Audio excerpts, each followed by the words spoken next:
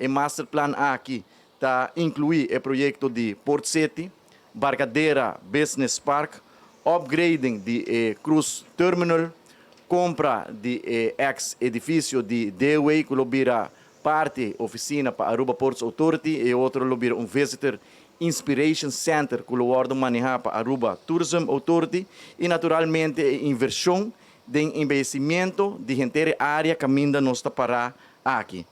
Este é um projeto que o awardo para hopi tempo nos a preparar o projeto aqui para assim chegar a desenho final que tem desplegar riba screen aqui bonito desenho para criar de área aqui atração nova, não somente para nós locais, mas também para nós turistas que ainda tem área para recriar, também tem shades, para assim por fazer uso de área aqui.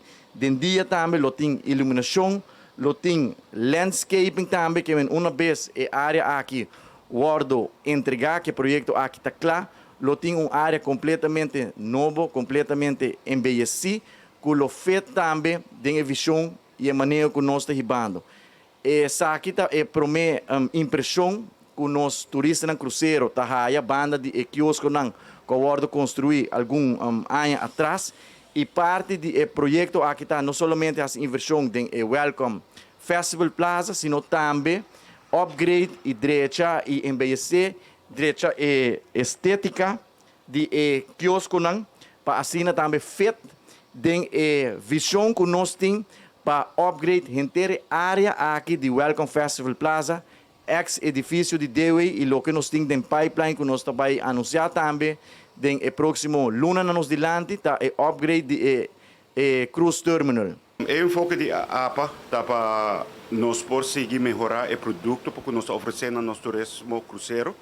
Mas se tendo em conta que nós trazemos mais ou menos 800 mais de 800 mil turistas passageiros, ongeveer 320 barcos cruzeiro para ano. Ando boquear para botar um produto elevado para oferecer uma cuba mais competitivo com outras destinações do Caribe. Então, isso é exatamente o que a nós está bezig está envision. Onde cuba que aqui delante não se sabe que a primeira impressão ora cuba chega e sai fora de Aruba, ora bem visitar Aruba com barco cruzeiro. Hence, para parte aqui, nós estamos bezig conjuntamente com a colaboração com a instância do governo, a visão do ministro, a visão de APA, onde nós criamos sinergia com a AVE que nós podemos desenvolver o produto aqui. Nós esperamos que o mais pronto possível nós vamos começar a ter groundbreaking para o Welcome Festival Plaza.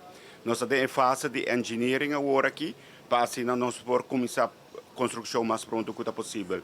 Conjuntamente, nós podemos indicar também que nós estamos em processo final para tomar a maneira ministra indicar acaba é ex-DOE.